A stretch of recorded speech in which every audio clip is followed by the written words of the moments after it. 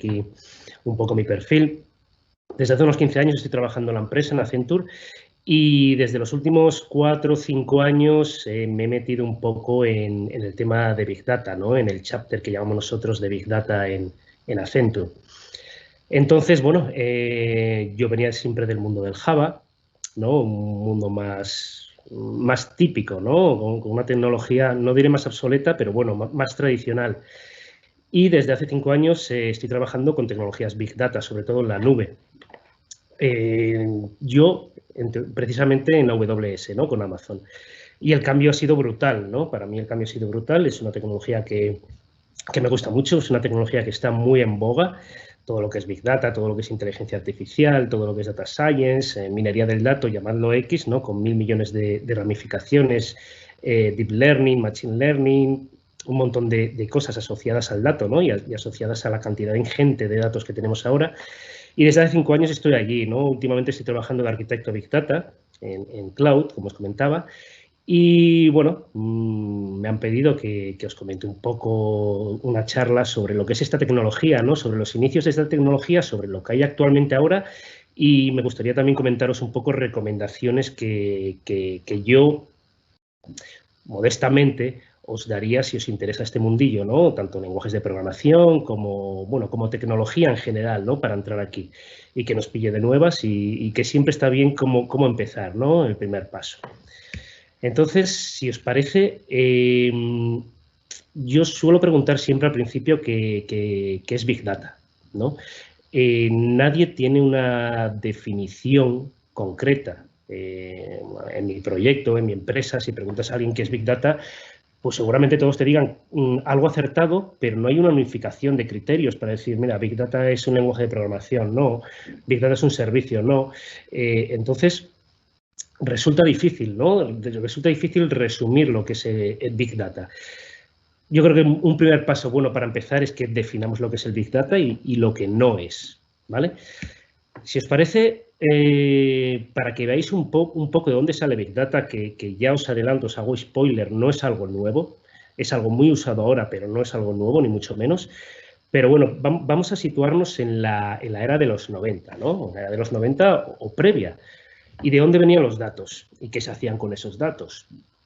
Los datos en la época anterior al 2000 aproximadamente venían todos de sistemas tradicionales, venían todos de una capa de negocio, ¿no? Tú si tenías un videoclub, que ya no existe, pero bueno, de aquella existían, pues los datos te quedaban guardados en tu ordenador, en tu portátil, etcétera. Si tenías una empresa de gas, pues tus datos se quedaban guardados en el servidor de la empresa de gas, ¿no? Y eran datos enfocados a negocio, ¿vale? Difícilmente se tenían datos personales o datos tan personales como tenemos ahora, ¿no? De qué es lo que te gusta, qué es lo que no te gusta, dónde vas. Tenían datos enfocados a negocio. Eran datos estructurados, tienen una estructura fija.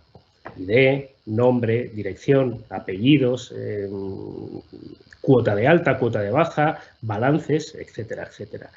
Eran datos estables, difícilmente se movían, excepto los cálculos, y desde luego manejables. ¿Vale? Aquí no se necesitaba lo que llamamos ahora mismo Big Data. Aquí podías haber más datos o menos datos, pero bueno, con sistemas tradicionales o con bases de datos tradicionales tipo MySQL, tipo Oracle, miles de ellas, ¿no? Íbamos bien y no necesitábamos más, ¿vale? Llega la era del 2000. En la era del 2000, hace 20 años ya, empieza a ser potente, ¿no? Y empieza a usarse Internet, ¿vale? Al publicar Internet, al publicarse las páginas web, al publicarse mails, relaciones, ¿no? de empresas con las personas y sobre todo eso, páginas web, que los datos tanto de imágenes como de foros, como etcétera, etcétera, vienen de todas las partes. A partir de ahí, los datos crecen exponencialmente, ¿vale? Tenéis una pequeña imagen ahí hasta el 2012, donde veis logs, clics que se hacen, tweets, etcétera, etcétera. Bueno, tweets en el 2000, bueno, por ahí andaban. Entonces crecen exponencialmente y empiezan a ser inmanejables con la tecnología que se tenía en aquella época, ¿no? Entonces empieza a hacer falta algo si de verdad queremos aprovechar esos datos, ¿no? Si queremos aprovechar esos datos, si queremos guardar esos datos y si queremos sacar información o sacar valor de esos datos. ¿vale? Os comentaba antes hasta el 2000. Imaginaros, ahora que estamos en el 2020, pues imaginaros todavía cómo exponencialmente crecen y crecen y crecen esos datos, ¿vale? ¿Por qué? Porque, bueno, porque aparte de Internet tenemos sobre todo las redes sociales, tenemos el IoT, ¿no? El Internet of Things, donde cualquier aparato que tengamos en casa prácticamente ya se conecta a Internet, ya da información de quién es, de lo que necesita, de lo que quiere, etcétera, etcétera. Y bueno, podéis ver ahí un montón de gráficos, ¿no? Sobre seguridad, ¿no? Cámaras, donde los vídeos también se graban, donde los vídeos también se procesan, donde saca información de los vídeos y bueno, un montón de información que nos llega absolutamente de todos los lados, ¿no? Salís a pasear con el móvil, ya estáis enviando información y son muchos megas. Imaginaros que un like que podéis dar en Facebook, a lo mejor un like son 4 o 5 megas, ¿vale? No solo porque esté diciendo, oye, a este hombre le gusta, o mujer le gusta esto, ¿no? Sino, le gusta esto, pero esto no, vive aquí, lo envía a las 5 de la tarde, llovía al lado de su casa, etcétera, etcétera, ¿no? Esa información es ingente. No se puede trabajar con ella tanto como se trabajaba, o sea, de la misma manera que se trabajaba entonces, ¿vale? Un pequeño ejemplo que he sacado, esto es del 2019, pero bueno, podéis ver la cantidad de datos que se están usando a día de hoy, ¿no? O que se están generando a día de hoy. Bueno, pues llama la atención, a mí por ejemplo, me llama la atención en Uber, ¿no? Que dicen 9.700 llamadas a Uber al minuto o 1.300 para Airbnb, ¿no? 1.300 solicitudes de reserva en Airbnb. Es exagerado, es una cantidad ingente y necesitamos algo que sí, que se llama Big Data, ¿no? Entonces, ¿qué es Big Data? Big Data es algo necesario para procesar todos los datos que nos están llegando. Vamos a verlo, esto como primera definición, ¿no? Big Data lo necesitamos. ¿Por qué? Porque tenemos que procesar estos datos. Antes no podíamos, ahora necesitamos algo que pueda hacerlo de una manera rápida, ¿vale?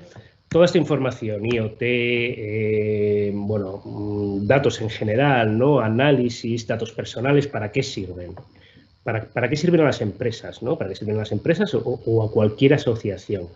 Bueno, beneficios, eso está claro. Y ahora podríamos abrir un debate de qué son los beneficios, ¿no? Los beneficios efectivamente son dinero, ¿no? Las empresas se mueven por dinero, el mundo, queramos que no, la mayoría del mundo se mueve por dinero. Pero bueno, a mí también me gusta pensar que no es el único factor, el dinero, ¿no? ¿Para qué valen todos estos datos? Bueno, dinero o beneficios en general. Desde luego, yo os puedo poner ejemplos. Yo, por ejemplo, he trabajado en Iberia, ¿vale? Con esos datos que se elaboran, aparte de elaborar los informes típicos, ¿no? Pues se elaboran también datos de predicción, ¿vale? Datos de predicción de mirando tus redes sociales, mirando dónde navegas, mirando, como hablábamos antes, ¿no? El like que te gusta o el like que pinchas, ¿no? El tweet que retuiteas. Un montón de cosas se hacen algoritmos predictivos para predecir dónde te gustaría a ti ir en tus próximas vacaciones, ¿no? O qué probabilidad hay de que tú contrates un vuelo con Iberia en los próximos 6 meses. Dependiendo de eso, bueno, pues te pueden mandar una publicidad diferente, ¿no? Te pueden mandar ofertas personalizadas, etcétera, etcétera. Esto es simplemente uno de los motivos por el que existe Big Data, ¿no? Algoritmos, ¿no? Datos predictivos, aparte de informes. En la Guardia Civil, por ejemplo, también teníamos un proyecto en Accenture, donde es muy importante también lo que es el Big Data, ¿no? ¿Por qué? Porque, y este ejemplo lo quiero poner para que veáis que no todo es dinero, ¿no? Allí, por ejemplo, también pues todos los datos de todos los delincuentes se tienen en un data lake, ¿no? Y se hacen también algoritmos predictivos precisamente para saber cuándo puede haber más crimen en una zona del barrio, ¿no? o de un barrio determinado y cuándo puede haber menos. Influyen un montón de cosas, influyen la meteorología, ¿no? Si llueve suele haber menos porque les apetece menos a los delincuentes salir. Y había cosas curiosas, como que si había partidos de fútbol, también había menos delincuencia. Si el partido de fútbol era de la selección española y estaba en cuartos de final del Mundial, prácticamente no había delincuencia, ¿vale? Entonces son datos curiosos y son beneficios, ¿no? Para la sociedad, aparte del dinero. Se pueden hacer un montón de cosas con los datos, se pueden hacer cosas fascinantes, la verdad, inimaginables. Y por eso yo creo que es tan bonito Big Data, ¿no? Quizá también para que os hagáis una idea, la parte de Big Data es mucho arquitectura, ¿no? Cómo ingestar los datos, lo veremos un poco por encima. Os daré lo que es la parte de Big Data, os lo iré mostrando. Y la parte de Data Science, ¿no? Es el que juega con todos esos datos y crea esos algoritmos o crea esos informes, etcétera, etcétera, ¿no? Están muy ligadas, Big Data, Data Science, inteligencia artificial, Deep Learning, etcétera, etcétera. Pero bueno, si nos centramos únicamente en Big Data, mi definición sería la parte de arquitectura, también la parte de jugar con los datos, pero ahí chocaríamos un poco con el Data Science, ¿vale? Bueno, hablamos que tenemos muchos datos, ¿vale? Muchos datos y muy complejos. Os comentaba antes que en sistemas tradicionales los datos eran estructurados, ¿no? Los datos tenían nombre, apellidos, ID, etcétera, etcétera. Ahora sabéis que los datos no son estructurados. Un dato puede ser tu último tweet. Un dato puede ser tu último comentario en Facebook. Eso no tiene ninguna estructura. Tiene una estructura que tú le estás dando mientras estás escribiendo, ¿no? Por lo tanto, son datos complejos de manejar. Hay que analizarlos de cierta manera. Ya no podemos coger el nombre, está en la segunda posición y el DNI en la quinta. Eso ya no existe, ¿vale? No son heterogéneos, ¿vale? Los cálculos son complejos por esto que os comento y por el volumen de los mismos, ¿vale? Cruzar datos, si tiene mucho volumen, se puede hacer de cualquier manera, pero una cosa es que el resultado te lo dé en 5 horas o el resultado te lo dé en 1 minuto, ¿vale? Que quizás es lo que necesitamos nosotros, ¿vale? Desde luego que necesitamos una capacidad de almacenamiento brutal. Depende, ¿no? Depende en la parte de Big Data o en qué empresa estemos o en qué datos, pero bueno, imaginaros un Google, imaginaros un Netflix, imaginaros un Spotify, requiere una capacidad de almacenamiento brutal. Y aparte del almacenamiento, ¿qué se necesita? Pues se necesita procesar esos datos, ¿no? Tú puedes tener un disco duro o 500.000 discos duros y está muy bien, vas a almacenar cosas, pero el procesamiento es otra cosa, ¿no? Por regla general se necesita mucho GPU, ¿no? Que lo conoceréis sobre todo por las tarjetas gráficas para jugar al Fortnite, etcétera, etcétera, ¿no? Eso tira de GPU. Y el procesamiento de datos, ¿vale? Tira mucho de GPU también. Tenemos aquí un par de puntos de, bueno, que requieren un mínimo coste y un mínimo tiempo. Pues sí, efectivamente, cuanto menos coste, mejor. Bueno, por requerir, prácticamente todo requiere poco coste. Entonces, dicho esto, ¿qué es Big Data? Para mí, una definición correcta y que se pueda aplicar bastante genéricamente, ¿no? Todo lo que estamos hablando es la capacidad de procesar grandes cantidades de datos estructurados o desestructurados que no se pueden procesar utilizando tecnologías tradicionales. Bueno, vale, es una definición bastante oficial, creo que lo saqué de la Wikipedia. Sí es correcto, ¿vale? Para mí Big Data, y os lo voy a explicar un poco cómo yo veo Big Data. Big Data es la capacidad de hacer un procesamiento de datos en un tiempo no pésimo, ¿vale? En un tiempo óptimo. ¿Qué es óptimo? Procesar datos en 1 minuto, procesar datos en 1 hora, procesar datos en 1 segundo, no lo sé. Depende de los datos y depende de lo que quieras procesar, ¿vale? Pero en un tiempo que más o menos puedas considerar óptimo, ¿vale? Veremos que hay real time o near real time, porque el real time no existe, que tendrá que ser prácticamente, ¿no?, inmediato. Y veremos que hay procesamiento batch, que me puede tardar 5 minutos, que me puede tardar 2 horas, ¿vale? Todo es Big Data, ¿vale? La capacidad de procesamiento de un montón de datos, de hacer algo con ellos y de sacarle algún valor. Vale. ¿De dónde venimos? ¿Vale? ¿Qué cambia en Big Data? Bueno, venimos de sistemas tradicionales. Siempre habréis visto, bueno, en la universidad, ¿no? Habréis estudiado los ordenadores de aquella, ¿no? Los centros de control de datos, etcétera, etcétera, que eran prácticamente habitaciones, ¿vale? Habitaciones con un montón de ordenadores o un único ordenador que ocupaba la habitación entera, ¿vale? Eso es un sistema de computación tradicional, ¿vale? ¿Qué pasaba? Que cada vez que necesitabas procesar más cosas, procesar más datos, lo que tenías que hacer, y lo que hacían, era comprar ordenadores más grandes, ¿vale? Si antes tenías un ordenador que te ocupaba una habitación, pues a lo mejor necesitas un ordenador que te ocupe 2 habitaciones, ¿vale? Esa es la manera tradicional de procesar datos, ¿no? Llegó un momento que bueno, mira, tenéis aquí la imagen de Grace Hopper. Grace Hopper era una militar, también científica, ¿vale? Tiene una biografía flipante, yo os recomiendo que le echéis un ojo. Fue, entre otras muchas cosas, fue una de las creadoras de COBOL. Y bueno, esta mujer pues dijo en su momento, oye, yo si tengo que llevar un tronco y lo llevo con un buey, perfecto, ¿no? Si tengo que llevar 2 troncos, bueno, pues ¿qué estamos haciendo? Comprar un buey más grande. Y si tengo que llevar 4 troncos, pues un buey súper grande. Fue cuando dijo, oye, lo mejor no es comprar un buey más grande, es comprar 2 bueyes, 3 bueyes, 4 bueyes, ¿vale? Nace así, no en ese momento, ¿no? Pero es un buen ejemplo, ¿no? De cómo nace. Esta mujer también estuvo muy metida en ello. La computación distribuida, ¿vale? La computación distribuida es ni más ni menos una cosa muy parecida o igual, con alguna diferencia que os explicaré ahora, de lo que tenemos ahora en Big Data, ¿vale? Es impepinable que no necesitamos un ordenador. Es impepinable que necesitamos muchos ordenadores, ¿vale?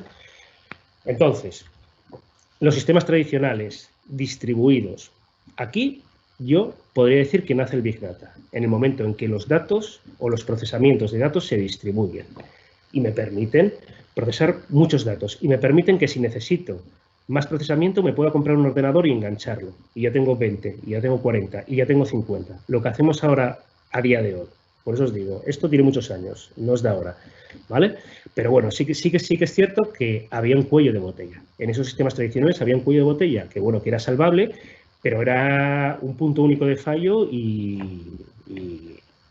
lógicamente la latencia era menor. Veis ahí en la PPT, ¿no? Veis que hay 3 ordenadores que son los que están trabajando o los que trabajarían con los datos, pero también hay una base de datos, hay un ordenador que son los que lo manejan, ¿no? Y ese punto único de fallo existe ahí y la latencia de eso, da igual que tengas 4 que 5, que pasa por un único puente, ¿vale? Entonces, tiene ese hándicap la computación tradicional distribuida, ¿vale? Pero bueno, no era insalvable. ¿Qué pasa? Que sí que es verdad que los datos ahora son inmanejables. Entonces, esto no te vale. No te vale ya. No te vale tener un punto único por donde pasen todos los datos o por donde toda la información llegue, salga o se procese, ¿no? Se necesita otro enfoque. Y aquí, vamos a ver... Antes de ver Hadoop, por último, los últimos puntos, ¿vale? Los últimos puntos de los sistemas tradicionales. Como os digo, el punto único de fallo, ¿vale?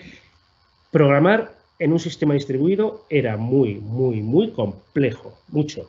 Si alguno de vosotros habéis programado en Java, por ejemplo, seguramente conozcáis los hilos, seguramente conozcáis las condiciones de carrera cuando lanzas varios hilos y uno tiene que acabar para que empiece otro, o 2 en paralelo van corriendo y uno te puede fastidiar el otro. Esto era el pan nuestro de cada día en los sistemas tradicionales. Era muy complejo.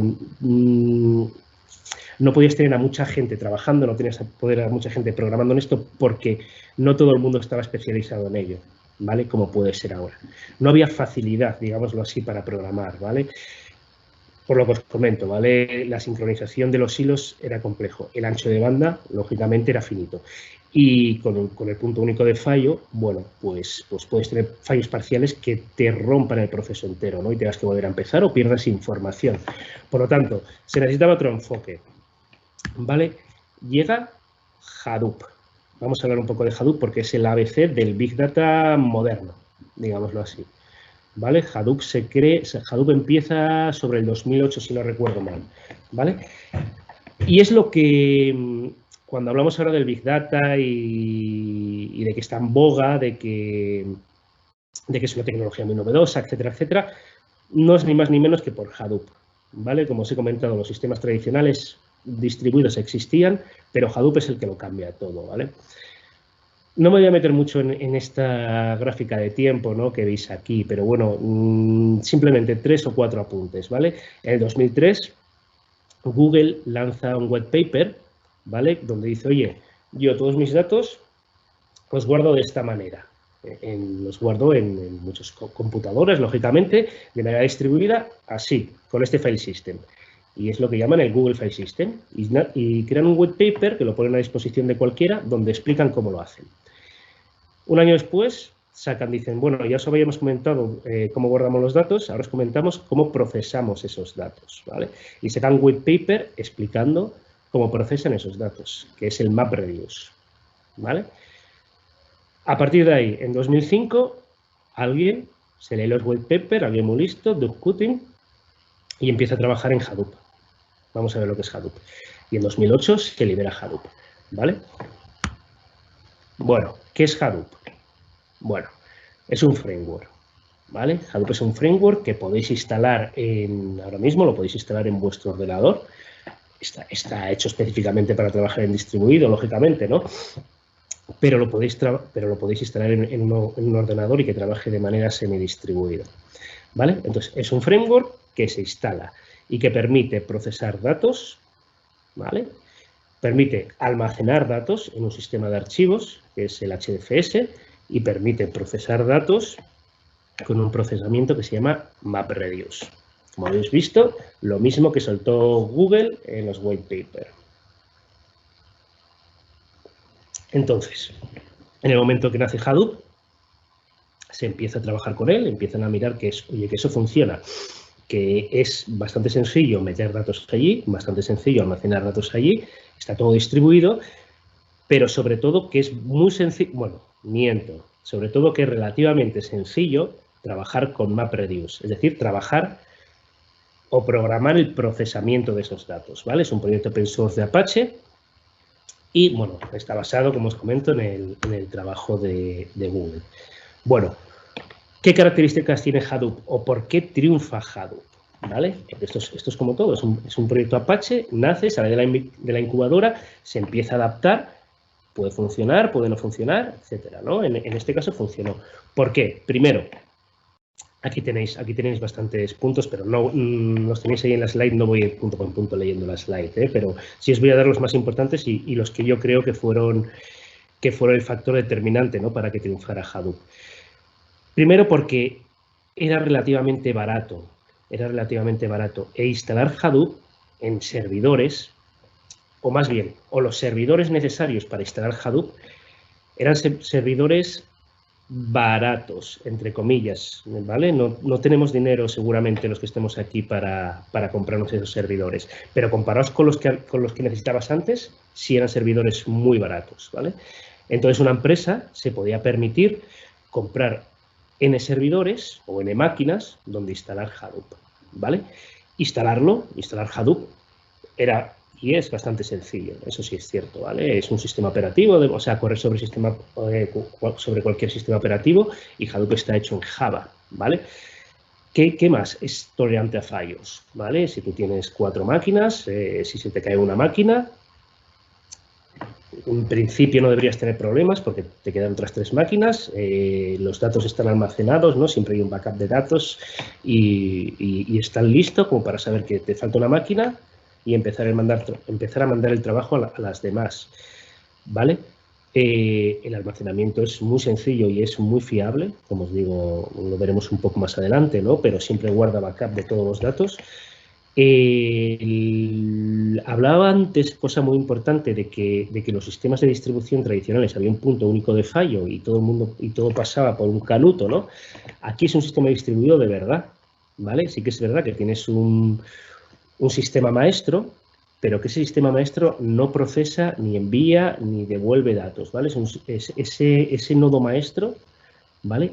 Lo único que hace es decir a los demás que trabajen y tener un control de quién está trabajando y quién no está trabajando, ¿vale? Eso sí es cierto, si ese nodo se te cae, lo pierdes todo, ¿vale? Ahora mismo, en las últimas versiones, ya hay 2, ¿vale? Y hay 2 name nodes. Si se te cae uno, se levanta el otro. Pero bueno, cuando empezó esto, si se perdía uno, se perdía todo. Y coste, distribución. Una cosa muy importante, os lo he dicho antes, pero a lo mejor no queda claro, es que el name node, lo tengo por aquí, creo. ¿Vale? Vamos a ir a esta imagen. El name node es el que se encarga de ir diciendo a los demás servidores, que son lo que veis ahí como data node, ¿vale? Son los que se encargan de ir diciendo, oye, trabaja, ¿vale? Pero ahora, lo que os quería decir que es muy importante es que todo el procesamiento no se hace en el NIMnode, no se hace en el maestro. Todo el procesamiento se hace en los datanodes y se hacen donde están los datos, ¿vale? Si yo tengo 10 datanodes y mi dato está en el número 8, ese procesamiento se hace en el número 8. Los datos no van viajando entre nodos, ¿vale? Para procesarse. Entonces, eso es muy importante porque la latencia es muy baja. Si yo proceso donde están los datos, no me hace falta viajar y no me hace falta ir por un tubo de red, ¿no? Para obtenerlos ni para dejarlos. Por lo tanto, eso vamos a ver un poco más en detalle, pero eso es una de las cosas que también hizo que triunfara Hadoop. Entonces, Hadoop triunfa. Vale, ¿qué es Hadoop? Como os digo, un framework distribuido. ¿Pero qué es? Bien, yo lo divido en 3 patas y son las 3 patas más lógicas que tiene Hadoop. Hemos hablado de ellos. Como resumen, primero, almacenar información. Almacena en un file system, que es el HDFS, Hadoop Distributed File System. ¿Vale? Ahí metéis los datos. Boom, boom, boom, boom.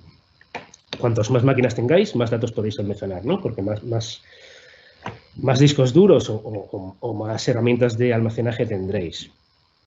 ¿Vale? ¿Qué más es Hadoop? Hadoop tiene el YAR. El YAR, lo vais a ver aquí, es simplemente un gestor de recursos. Para decir a alguien que trabaje, que no trabaje, que se pare, que está cansado y esta máquina es peor y es mejor hacerlo con esta máquina que es mejor, pues eso se encarga el YAR. Y luego es el procesamiento en sí, ¿vale? Que es lo que se llama el MapReduce, que dice, basado en la metodología, divide y vencerás. Vamos a verlo un poquitín más en detalle. Son estas 3 cosas, Hadoop no tiene más, ¿vale? Como veis, almacenar, procesar y el YAR, que incluso te olvidas de ella porque es algo ya que hace automáticamente Hadoop, ¿no? Estas 3 cosas. Y estas 3 cosas son las que revolucionaron el Big Data a día de hoy. Bueno, arquitectura de Hadoop. Os he comentado, ¿vale? Un NIMnode, el maestro, el que va diciendo quién tiene que trabajar, quién no, etcétera, etcétera. Veis ahí que hay un secundario NIMnode por si se cae el primero. Esto antes no lo había, ¿eh? Ahora ya sí. ¿Vale? A la izquierda veis ahí el HDFS client, que es el HDFS es donde se guarda la información, ¿no? Y el cliente, bueno, un cliente Hadoop, ¿no? Donde vosotros desde vuestro ordenador pondréis las órdenes, oye, dame este archivo, oye, toma, haz un upload del archivo este al HDFS que te estoy diciendo. Un cliente normal y corriente. Y luego los datanodes que son donde está la chicha, ¿no? Los datanodes es donde se guarda la información y donde se procesa la información, ¿vale? Si os fijáis en los coloritos, ¿vale? Tienen coloritos, el negro, vamos a fijarnos en el negro, por ejemplo. Vale, cuando vosotros subís un archivo, tenéis un archivo en ordenador de 500 megas y dices, bueno, voy a subir esto a Hadoop, ¿no? Para que quede ahí en los datanodes y luego se pueda procesar o simplemente lo guarde o se pueda consultar, etcétera, etcétera. Lo que hace Hadoop es ese archivo de 500 megas, dependiendo cómo esté configurado, ¿eh? Pero vamos a imaginar que está configurado a bloques de 200 megas, ¿vale? Lo que hace Hadoop es cortaros ese archivo en bloques de 200 megas, ¿vale? Y cada bloque lo distribuye en diferentes datanodes, ¿vale? Imaginaros que ahí os lo ha cortado en 3 bloques negros, tenéis 1, 2 y 3, en datanode 2, 3 y 5. Vale, ¿por qué? Porque es más rápido, ¿no? Es más rápido procesar archivos de 200 megas que procesar archivos de 1 tera, por ponerte un ejemplo. Entonces, es capaz de procesar este cachito aquí y este cachito aquí. Trabajo en 2 máquinas diferentes y no sobre una, y este cachito aquí. Aquí, por ejemplo, si quisiera procesar, en el ejemplo que os he dado, si quisiera procesar ese archivo de 500 megas, habría 3 máquinas trabajando en paralelo, no una con un archivo de 500 megas, ¿vale? Por lo tanto, es mucho más óptimo. ¿Qué más? Vale, aparte de, aquí a lo mejor no se ve muy bien o tal como lo estoy explicando, no es la manera correcta, pero bueno, quedaros simplemente que aparte de eso, hace réplicas de esos 3 bloques, hemos hecho 3 archivos de 200 megas, pues de esos 3 bloques hace réplicas que las deja en otros datanodos, para que si se cae uno de ellos, siempre tenga una réplica, ¿vale? Cuantas más máquinas tengas o cuantos más datanodes tengas, más réplicas hay que hacer, porque es mucho más fácil que se te estropee un ordenador cuando tienes 500.000 que se estropee un ordenador cuando tienes 2, ¿no? Cuantos más ordenadores tengas, más fallos vas a tener, eso está claro. Por lo tanto, las réplicas son mayores o tienen que ser mayores. Bueno, Resumiendo, HDFS, es esto que os he mostrado, ¿vale? Se guardan aquí. Procesamiento de datos, MapReduce. No me voy a meter en esto, pero solo quiero que sepáis que no es ciencia ficción el MapReduce, ¿vale? El MapReduce es cómo se procesan los datos y no es un secreto de Hadoop que nadie sabe y lo hace por debajo, no. Os lo voy a mostrar muy sencillo y de una manera muy reducida, ¿vale? Pero meternos un poco en esto serían minutos que no tenemos a lo mejor ahora. Imaginaos que tenéis un archivo de texto, ¿no? Un TXT, que viene aquí en el input, ¿vale? Con esas 3 líneas, ¿vale? Cada línea tiene 3 palabras. Bueno, nosotros queremos contar las palabras que hay, agrupadas, ¿vale? Queremos poner que dir, veis el resultado, ¿no? Que dir está 2 veces, que car está 3 veces, que dir está 2 veces y river 2. Vale, cuando trabajéis en Big Data, bueno, cuando trabajéis en cualquier lenguaje de programación o cualquier sistema, ya sabéis que empecéis siempre poniendo un hola mundo, ¿vale? Hola mundo en Java, hola mundo en C, hola mundo en COBOL, en Python, en lo que queráis. En Big Data no existe. El hola mundo de Big Data más bien es el word count, que es contar palabras. Ese es el hola mundo de Big Data.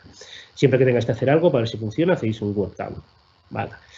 Entonces, tenéis ese archivo, ¿no? Con 3 líneas. Y lo que hace el MapReduce, lo primero es cortar las líneas. Venga, la primera línea tengo dir, peer, river, la segunda car, river, la tercera no sé cuánto. Llega una fase map, ¿vale? La fase map es decir, la primera palabra, dir, una vez. La segunda palabra, vir, una vez. La tercera palabra, river, una vez, etcétera, etcétera, etcétera. Hay una fase de ordenación. Dice, mira, tengo en la primera tengo vir, la llevo a la primera cajita, ¿lo veis? Y también llevo la primera cajita vir que aparece en la última, ¿vale? Y va ordenando, ¿vale? Va ordenando por claves, digámoslo así. Tengo vir una vez, vir una vez, vir una vez, perdón, car una vez, car una vez, car una vez. Ya está. Fase map, fase de ordenación y fase reduce. Ahora lo cuento, ¿no? Vir una vez, 2 veces. Y al final doy el resultado. Esto es un MapReduce. Simplemente fase map, donde pongo las palabras, y fase reduce, donde cuento las veces que aparecen cada palabra, una vez ordenado y mandándolo por clave. Nada más, ¿vale? No es ciencia ficción. Pero, ¿qué pasa? Ese MapReduce que veis lleva esto programándolo. Se programa en Java y es complicado. O sea, para la tontería que hemos hecho, de contar palabras, bueno, pues es complicado. Entre comillas, ¿vale? No, tampoco es que te puedas morir, pero bueno, joder, para contar 3 palabras, bueno, ya tienes que hacer aquí una clase map, tienes que hacer una clase reduce, seguramente aquí no está, pero bueno, seguramente haya que hacer alguna que otra cosilla más. Esto es el ABC del Big Data, ¿vale? Del Big Data moderno, ¿vale? Si comprendéis el MapReduce, perfecto. ¿Por qué? No lo vais a usar. Nadie va a programar MapReduce a día de hoy, ¿vale? O es prácticamente imposible que se programe MapReduce a día de hoy, porque han salido otras herramientas que sustituyen esto, ¿vale? Sobre todo Spark, ¿vale? Pero ¿qué pasa? Que no deja de basarse en esto.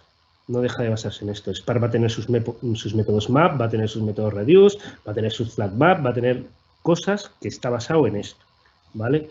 Si entendéis este algoritmo, lo tenéis todo para empezar a trabajar en Spark, por ejemplo, ¿vale? Es una pena porque tenía una slide aquí donde había un word count en Spark para compararlo con esto y, bueno, no lo debí meter, ¿no? Al final. Pero esto en Spark es una línea. Todo esto que estáis viendo aquí, cuando lo veis en Spark, va a ser una línea. Bueno, Hadoop, todo el mundo lo adopta, ¿vale? No todo el mundo lo adopta, pero empieza a adoptarlo mucha gente.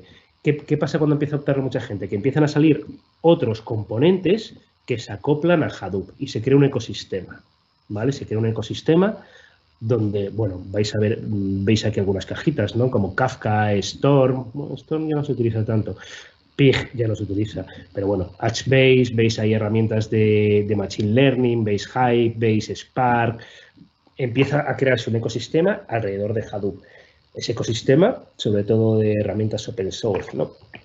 Ese ecosistema colabora para que la comunidad empiece a trabajar en Hadoop, son herramientas open source en su gran mayoría, y Hadoop explota aún más, ¿vale?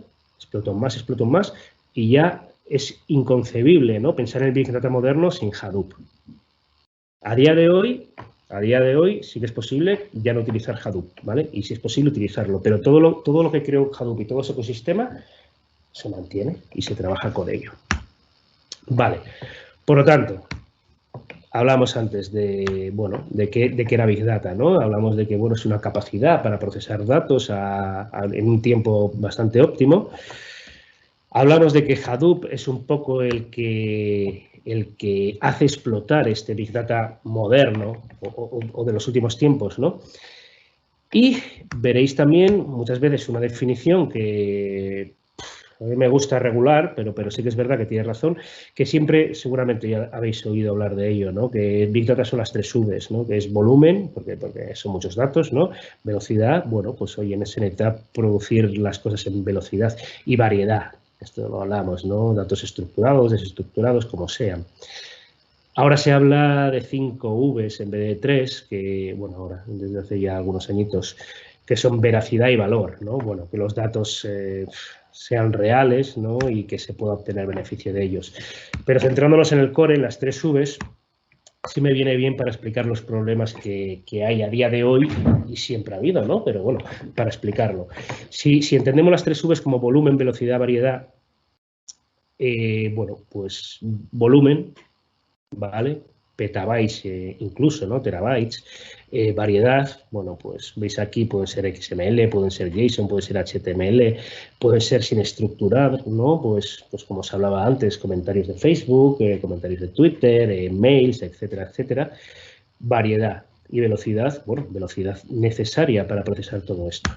Entonces, ¿qué soluciones se han propuesto? ¿Qué soluciones se están utilizando para estos 3 requisitos, ¿no? Volumen, procesamiento batch, ¿vale? Un procesamiento batch es un proceso que se ejecuta cada X tiempo, puede ser cada 5 minutos, puede ser cada día, puede ser cada semana, y coge los datos y los procesa. Es el procesamiento batch, ¿vale? Velocidad necesaria, como todo, ¿vale? Pero no es imprescindible.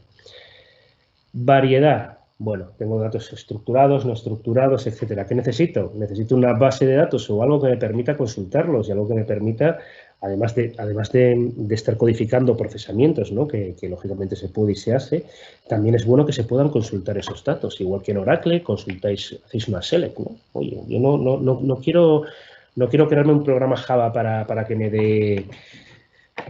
dé un importe, ¿no? Quiero hacer una select sobre ellos y quiero almacenar los datos. Bueno, pues tenéis la select. Aquí tenemos, para esa variedad, tenemos la solución de bases de datos no SQL, ¿vale? No SQL significa not only SQL. Y velocidad. Cuando necesitamos velocidad, está claro que necesitamos procesamiento streaming, procesamiento en tiempo real, que para mí no existe, pero sí procesamiento real time, ¿vale? Paradigmas de la computación. Estamos hablando de esos, ¿no? Cuidado con el closet que aparece ahí, pero bueno, empezamos con batch, ¿vale? Que es lo primero que se empezó, ¿no? Vamos a procesar los datos. Oye, yo ejecuto para la creación de un informe, para la creación de un algoritmo. Para la creación del algoritmo todavía se utiliza batch, ¿vale? Y bueno, pues lo ejecuto bajo demanda o lo ejecuto cada X tiempo. Procesamiento batch. Pone cerrado, es mentira, no está cerrado. Procesamiento batch sigue en boga y seguirá muchos años, ¿vale? Procesamiento streaming, ¿vale? Hablamos, oye, resultados en tiempo real o near real time, ¿vale? Velocidad. Esto, bueno, pues Twitter, por ejemplo, ¿no? Twitter es real time. No es real time, ¿vale? ¿Es near real time? Bueno, sí, puede ser. Oye, tú pones un like y a lo mejor le das un like y yo no lo veo hasta dentro de un minuto. Bueno, perfecto, no hay ningún problema, ¿vale? Y luego computación híbrida. Bueno, pues computación híbrida no deja de ser que mezclemos las cosas, ¿no? Mezclemos el batch y el streaming, ¿vale? Batch cuando lo necesite y streaming cuando lo necesite. Bueno, procesamiento batch. Escalable, distribuido, paralelo, ¿vale? Paralelo, que se ejecutan en paralelo, ¿vale? Distribuido en muchas máquinas, escalable. Esto es importante, ¿no? Que si proceso con 4 máquinas y necesito una máquina más, que no haya ningún problema por enchufar una máquina más o en caso del cloud, ¿no? Solicitar rápidamente una máquina más. Tolerante a fallos. Si una máquina se me cae, esto tiene que seguir funcionando sí o sí. Esto es súper importante porque es lo que os decía antes, ¿no? Que en Big Data se trabaja con muchas máquinas. Si trabajas con muchas máquinas es probable que alguna te falle. ¿vale? Tiene que ser siempre tolerante a fallo, ¿vale? Y alta latencia, bueno, alta latencia depende, ¿no? Pero bueno, sí, tarda, suele tardar, ¿no? Cuando haces algo en batch es porque son muchos datos y porque tarda, porque no lo puedes hacer muy rápidamente. Entonces, me creo un proceso batch. Streaming processing, ¿vale? Baja latencia, muy rápido, ¿vale? La información en streams va continuamente, también está distribuido, se procesa en muchas máquinas, todo está distribuido, ¿vale? Distribuido es algo impepinable, no puedes tener una cosa que se ejecute en una máquina en un proceso Big Data. Paralelo y tolerante a fallos, ¿vale? Y computación híbrida, bueno, voy a ir un poquitín más rápido. Computación híbrida que combina tanto el batch como el streaming, ¿vale? Tipos de arquitectura, pasamos muy por encima de esto, ¿vale? Pero bueno, tener en cuenta que es simplemente esto que os muestro aquí, la computación híbrida, ¿vale?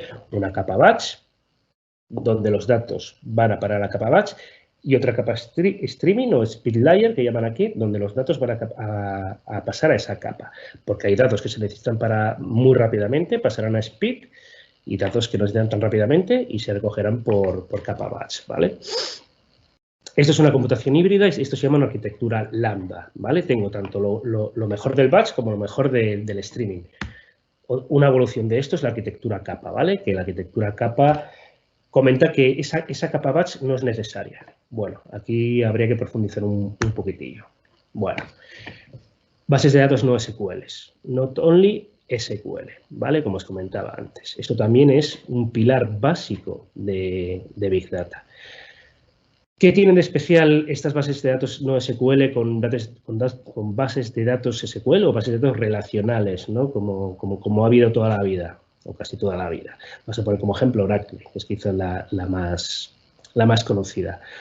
Bueno, la base de datos tradicional, una Oracle, tiene un esquema fijo, ¿vale? Os comentaba antes, nombre, apellidos, ID, están en la primera posición, en la quinta, etcétera, etcétera. Tiene problemas de escalabilidad en el sentido de que, oye, si yo quiero una máquina Oracle más potente, lo más normal es que me tenga que comprar una más potente y no tenga dos máquinas Oracle una al lado de otro. Y tiene algo que llaman aquí ACID, ¿vale? Bueno, el resultado de ACID es algo que sí es importante, ¿vale? Que es la transaccionalidad. Esto es importante porque la no SQL no la tienen. La transaccionalidad es que si yo hago una transacción, se hace o no se hace, pero no se queda a medias, ¿vale? El típico ejemplo es si yo voy a hacer una transferencia de dinero de 50 euros a alguien, lo primero es, me quitan a mí 50 euros, lo segundo, le suman a alguien 50 euros, ¿vale? Si en el momento que me quitan a mí 50 euros falla ese proceso, me los vuelven a meter, se queda igual, ¿vale? No ha llegado los 50 euros al destino, pero a mí me los devuelven. Eso es transaccional. Hago un rollback, voy para atrás, ¿vale? Eso es la transaccionalidad. En las bases de datos no SQL, ¿vale? Que son las que aplican a Big Data, no existe esa transaccionalidad. Cuidado con esto, ¿vale? Están vendiendo ahora ciertas bases de datos que dicen que tienen transaccionalidad. Bueno, son un poco truquis, ¿vale? Por definición o por naturaleza no existe esa transaccionalidad. Pero bueno, bases de datos relacionales, Oracle, no SQL. Como veis, no son transaccionales, admiten datos semiestructurados, desestructurados y desde luego admiten esa escalabilidad, ¿no? Si yo empiezo a meter máquinas, eso se crea un clúster de máquinas. Tipos de datos no SQL, clave valor, veis ahí, donde hay una clave, por ejemplo, CR7 y el valor es Cristiano Ronaldo. Solo puedo buscar por claves. Oye, dame todo lo que haya de CR7. Y te dice, bueno, pues Cristiano Ronaldo, ¿vale? Tipo de datos documentales, veis ahí que hay una especie de JSON, ¿no? Donde metamos una clave y el valor viene en un documento. Bueno, la más famosa de este tipo es el MongoDB, ¿vale? Tipos de datos columnares, donde no se buscan por filas, se buscan por columnas. La más famosa quizás es HBase y Cassandra. Y luego de grafos, ¿no? Que esto se utiliza mucho para redes sociales, por ejemplo, Neo4j, OrientDB son ejemplos. Bueno, a mí en este momento he explicado un poco y si os ha quedado claro, que espero que sí, ¿no? Que lo que es el Big Data y las patas que puede tener el Big Data, ¿no? Procesamiento, almacenamiento, las bases de datos no SQL. Quiero explicaros un poco el procesamiento típico de Big Data, ¿no? O un flujo típico de Big Data. Y voy a pasar muy rápido porque quiero llegar a la parte de cloud que también me interesa y quería dejaros unos consejillos al final, ¿no? Entonces, un flujo típico de procesamiento es adquirir los datos de un tercer sistema, ¿vale? Nosotros tenemos un Hadoop, por poner un ejemplo, ¿no? Pero el sistema, bueno, el sistema puede estar en cualquier lado que no sea un Hadoop, ¿no? Necesitamos obtener esos datos, necesitamos almacenar esos datos, procesar esos datos y mostrar los resultados o dejar los resultados disponibles para alguien. Este es el flujo de toda la vida, el ABC de un procesamiento Big Data, ¿no? Entonces, tecnologías importantes en un flujo como este, ¿vale? Adquisición de datos, bueno, os diría que Scoop, ¿vale? Almacenamiento de datos, HDFS, por ejemplo, que es el almacenamiento de datos de Hadoop. Análisis de datos, esto aquí empieza un poco la chicha, ¿no? Hive, ¿vale? Que Hive no deja de ser una capa de abstracción de MapReduce, pero bueno, con Hive, para que os hagáis una idea, tenéis unos datos semiestructurados o estructurados y con Hive podéis hacer select sobre esos datos sin hacer nada más, ¿vale? Y luego Spark, que es a día de hoy la reina, sin duda, ¿vale? Para mí es la reina, ¿vale? Y luego el resultado, pues dejar los resultados en una base de datos o dejar los resultados, bueno, en una base de un Power BI, algo donde puedas pintar grafiquillas sobre grafiquillas, ¿no? En lo mismo, pero en real time, adquirir los datos a lo mejor con Nifi, almacenar los datos Kafka, Kinesis, ¿vale? Ambas, ¿vale? Kinesis está enfocada únicamente a AWS, pero Kafka es una obra maestra de la ingeniería, ¿vale? Kafka no tiene competencia a día de hoy a la hora de datos en streaming, a la hora de ser una herramienta de publicación, suscripción, no tiene competencia. Y luego, analizar esos datos en streaming, Flink, para mí, es la que más presente tiene ahora a día de hoy, puede que esté luchando con otras, ¿no? Pero la que más futuro tiene para mí es Flink, porque para mí es la mejor. Y luego resultados, pues lo mismo. Vale. Todo esto. ¿Qué estamos haciendo nosotros a día de hoy? Bueno, instalamos Hadoop en máquinas que tenemos en la oficina o que tiene el cliente.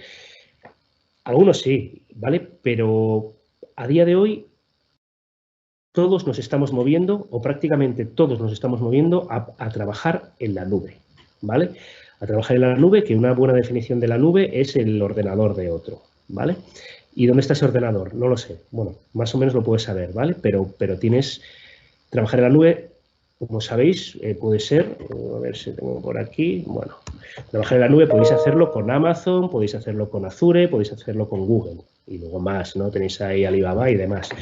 Bueno, son distribuidores de la nube, ¿vale? Vosotros os metéis ahí y seguramente ya lo habéis hecho, ¿no? Y tenéis las herramientas para meter los datos allí, para procesarlos, para trabajar con ellos, para, no sé, para crearos una base de datos y traerosla, etcétera, etcétera. En el presente y en el futuro, la mayoría se van a mover a las nubes, ¿vale? La mayoría se va a mover. Ahí tenéis la cuota de mercados, porque si os queréis hacer una idea de cuál os conviene estudiar o cuál os conviene manejar, ¿vale? Ahora mismo la reina es Amazon, ¿vale? Tiene una cuota de un 31%, ¿vale? Esto es el 2019, pero por ahí andará, ¿vale? Azure un 16%, que no está nada mal. Google un 8%. Bueno, yo no sé a cuál aconsejaros, yo solo conozco a Amazon, ¿vale? Llevo años trabajando en Amazon. No creo que hay ninguna sea mejor que otra, ¿eh? Todas tienen sus pros y sus contras, seguro. Y todas, más o menos, vas a poder hacer lo mismo en todas. Yo siempre hablaré por Amazon aquí en lo que me queda de esta charla, pero bueno, lo mismo que os digo de Amazon, podría decirlo a alguien que supiera de Azure y de Google Cloud, ¿vale? ¿Por qué trabajar en la nube? Puntos rápidos, ahorros, pagas por lo que necesites. Bueno, sí, pagas por lo que necesites. Si tú quieres montarte un clúster de 10 máquinas, pues pagas durante el tiempo que utilices esas 10 máquinas, ¿vale? El otro modelo, un premise, el de toda la vida, es me compro 10 máquinas y las tengo ahí en una habitación, las utilice o no las utilice, ¿vale?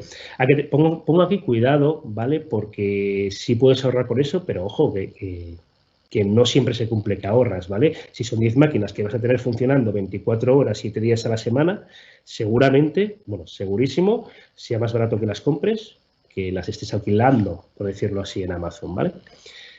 Pero no suele ser el caso, sueles ahorrar, depende del caso de uso, como todo, ¿vale? Almacenamiento ilimitado, ¿vale? Yo puedo empezar a subir cosas. Aquí, en vez del HDFS que os hablaba, bueno, puedes subirlo a lo que en Amazon llaman el S3, que es el sistema de almacenamiento, ¿no?, de objetos. Y te despreocupas, ¿no? Tú empiezas a subir cosas y, oye, no te va a mandar un mail a Amazon diciéndote que dejes de subir cosas que ya no hay espacio, ¿vale? Rapidez, esto es muy importante, ¿no? Porque antes, si necesitabas una máquina, bueno, pues ponte de acuerdo con el proveedor, que se te envíe, que llegue el camión con la máquina, enchúfala. Podían pasar meses, ¿vale? Podían pasar meses. Aquí, cuando necesitas una máquina, pasan minutos y a lo mejor, dependiendo de la máquina, igual me quedo largo, ¿eh? Igual es menos de un minuto, dependiendo, ¿vale? Actualizaciones automáticas, lógicamente, Amazon, en mi caso, solo hablo por Amazon, pero bueno, todo lo demás igual, te las proporciona. Y luego tiene una cosa muy importante para mí, ¿vale? Y si trabajáis con ellos os daréis cuenta, que es la tecnología serverless, ¿vale?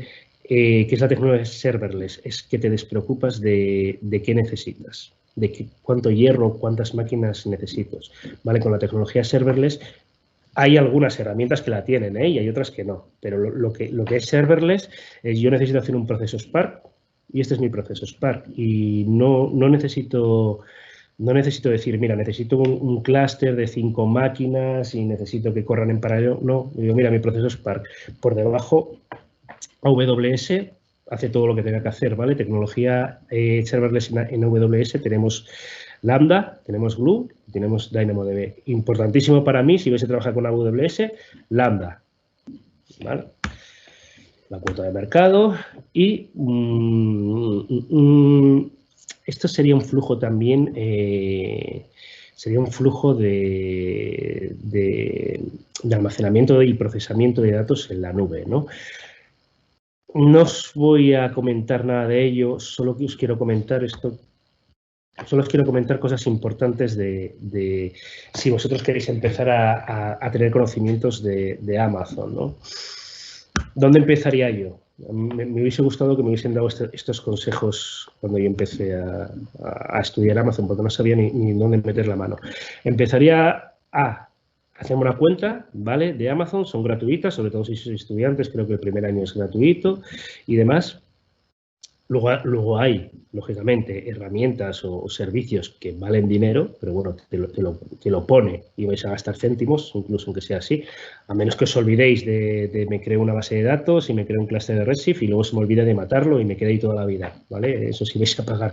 Por eso es bueno poner alertas también. Si queréis una cuenta gratuita, elegir siempre servicios gratuitos y poner una alerta, que vais a ver que es muy fácil, para que si pase de 5 euros os llegue un mail o un SMS, lo que sea, ¿vale? Entonces, ¿por dónde empezaría yo? Bueno, tenéis lo primero, S3, ¿vale? Nada, S3 lo vais a ver súper rápido, subís archivos ahí que quedan en un bucket, lo que llaman un bucket, y veréis que podéis subir archivos y bajarlos de ahí. IAM o IAM, ¿vale? Echaros un vistazo a los tutoriales, echaros un vistazo a la documentación y quedaros con que esto también es importante, ¿vale? Es simplemente para la seguridad, ¿vale? Para crear un usuario, para crear un rol para ese usuario, para, mira, este usuario puede entrar aquí, pero no puede entrar aquí, crear grupos de usuarios, etcétera, ¿no? Yo soy administrador, pero a ti solo te dejo consultar en S3, pero no te dejo subir cosas. Todo esto es lo que hace IAM, ¿vale? EC2, ¿vale? Que al final es una máquina. Dices, oye, mira, yo quiero una máquina. Y luego en esa máquina pues me instalo, no sé, me instalo lo que sea, ¿no? Me instalo Scoop, me instalo cualquier programa que yo quiera, ¿vale? Y entonces tú eliges la máquina que quieres, ella la tienes, te conectas a ella y trabajas con ella, ¿vale? Hay máquinas también gratuitas, como os digo. Y luego empezar a trastear con tecnologías serverless, lo que os explicaba antes, ¿no? Para mí, Lambda, Kinesis, DynamoDB y Athena, ¿vale? Hay un pequeño ejercicio en esta diapositiva que, si conseguís hacer este ejercicio, vais muy bien a la hora de sacaros una certificación, porque significa que tenéis idea. Este ejercicio lo podéis sacar la documentación, de la documentación de Amazon nos va a explicar cómo hacerlo. Es decir, no lo hagáis a pelo. La documentación de Amazon nos va a explicar cómo hacerlo. Y sería conectarnos a un stream de datos, ¿vale? En Internet encontraréis cualquier página que devuelva datos, ¿no? Con stream, los clics se hacen en no sé qué página, lo que sea. Eso es muy sencillo, ¿vale? Conectar en Kinesis, ¿vale? Y luego conectar 3 funciones lambda, ¿vale? Las funciones lambda son que le llegan datos y cuando lleguen los datos procesa, ¿vale? Procesa el código que vosotros habéis puesto dentro de esas funciones lambda, ¿vale? Entonces, bueno, pues os llega el código en stream. Por un lado, lo metéis en S3, lo almacenáis. Por otro lado, lo dejáis disponible en una tabla, ¿vale? Una tabla no SQL, como hablábamos antes, para consultar, que la tabla nativa o la tabla que más cuida, en este caso Amazon, es el DynamoDB, ¿vale? Y por otro lado, bueno, podéis dejarlo en otra cola Kinesis, ¿vale? En tiempo real, para que alguien pueda engancharlo ahí y consumirlo, ¿vale? Podéis hacer alguna transformación, según os llegue lo que sea, y dejarlo en una cola aquí, en un data stream de Kinesis, ¿vale? Es un ejercicio simple, no os va a llevar mucho tiempo, podéis leer documentación rápidamente y ver lo sencillo que es hacer esto, y creo que os va a venir muy bien si optáis por meteros un poco en el tema de la nube, ¿vale? Como os digo, vais a trabajar en la nube, sí o sí, ¿vale? Si vais a trabajar en informática, vais a trabajar en la nube. Todo se está moviendo a la nube. Y luego ya podéis estar trabajando en Big Data, podéis estar trabajando en Deep Learning o no. Eso ya dependerá de vosotros, ¿no? De cómo queréis enfocar vuestra carrera. Pero la nube vais a trabajar, ¿vale? Y para mí es importante, creo que es importante que os empecéis a meter con esto si no os habéis metido ya, ¿vale? Sacar una certificación también a la hora de presentar vuestro currículum a cualquier empresa o a la hora de elegir vosotros la empresa que queréis, ¿no? Se valora bastante, ¿eh? Y una certificación ni vale mucho ni es tan complicada, ¿vale? Para que os hagáis una idea, la certificación inicial de Amazon, creo que era el Data Practitioner o algo así, eran 100 euros, ¿vale? 100 euros, y creo que incluso si suspendías tenías derecho a otra. Lo podéis hacer incluso online, ¿vale? Y luego la segunda a lo mejor eran unos 200 euros, ¿vale? 200, 300 euros, no más. Creo que es una buena idea, ¿eh? Creo que una certificación en Amazon, ya os digo, en Azure o en Google, es buena idea. Conclusiones, ¿vale? Conclusiones ya de la charla porque se nos ha ido un poco el tiempo. Vale, el procesamiento real-time o NEAR real-time es el presente y es el futuro, sí, sin duda, pero el procesamiento batch existe y va a existir, ¿eh? Y de hecho hay muchísimas cosas que no se pueden hacer en real-time, ¿vale? Como la creación de algoritmos predictivos, por ejemplo. Eso necesitas un batch, ¿vale? La arquitectura híbrida, como os digo, el batch y el real-time es un estándar. Todo el mundo la tiene, o casi todo el mundo, ¿no? Nos estamos moviendo todos a la nube, como os comentaba, ¿eh? Y no lo digo por decir. Esto que os comentaba antes de la certificación, por ejemplo, en nuestra empresa, la Accenture, ¿no? Nos han obligado a sacar una certificación, ¿vale? Porque consideramos que en los próximos 3-4 años todo se va a mover a la nube, ¿vale? Y todos los hemos certificado, ya sea en Amazon, en Google o en Azure, todos nos hemos certificado, ¿vale? En el grupo de inteligencia aplicada, o estamos en ello, ¿vale? Para mí Spark es lo fundamental para procesamiento Big Data a día de hoy. No habrá gente a lo mejor que me lo discuta y está muy bien, ¿vale? Pero yo personalmente no creo que haya otro framework que le plante cara, ¿vale? Y el real time, como os comentaba antes, pues es donde está ahora mismo la lucha más encarnizada, ¿no? Bueno, tenemos un montón. Tenemos Kinesis, por un lado, Flink, Kafka, muchos componentes que hacen cosas diferentes, pero que se están intentando llevar cada uno de ellos el gato al agua, ¿vale? Como os comentaba, ¿vale? Para mí, Flink es el que más futuro tiene. Por otro lado, Kafka es sí o sí, y me gusta mucho Kinesis, porque está en Amazon, ¿vale? Recomendaciones que os doy yo, ¿vale? Si queréis enfocaros, ya os digo, a este mundillo, ¿eh? A este mundillo de Big Data. Lenguaje de programación, funcional, Scala. ¿Por qué Scala? Bueno, cuidado. Digo Scala porque me gusta Scala y digo Scala porque se programa muy bien Spark con Scala, ¿vale? Fuera del ámbito de Spark, no aconsejo Scala porque prácticamente no se usa, aconsejo Python, ¿vale? Spark también se puede programar con Python, ¿eh? Pero a mí me gusta más Scala. Entonces, realmente os aconsejo Python. Si os vais a dedicar a Spark, sí que está bien que echéis un ojo a Scala. Vale, framework Spark, como os digo, sin duda. Realtime, pues empezar a crearos, ¿no? Un servicio Kafka, un servicio Flink. Para mí, eso sería lo que tenéis que investigar, ¿vale? Una certificación, como os comentaba. Y bueno, un poco fuera del ámbito, ¿no? De esto de Big Data, sí que intentéis tener en cuenta o tener cierto conocimiento, ¿no? De herramientas de integración continua, ¿vale? Oye, subo este jar, subo esta modificación de código, va pasando entre entornos, me llega a producción, etcétera, etcétera. Porque al final todo el mundo los usa, ¿eh? Al final todo el mundo los usa, ya os digo, en cualquier ámbito. Entonces siempre está bien que bueno, supongo que con el Git, por ejemplo, ¿no? De control de versiones, ya trabajéis, bueno, enganchar un Jenkins, cosas así, pues nunca está de más. Uy, bambú, que me han escrito esto. Y por mi parte nada más, pues espero que os haya resultado entretenido. Tenéis mi LinkedIn ahí, oye, si queréis algún comentario, si cualquier cosa que os pueda echar una mano, pues nada, que no dudéis en contactar conmigo, ¿vale? Y nada, espero que os vaya todo bien y mucha suerte. Hasta luego.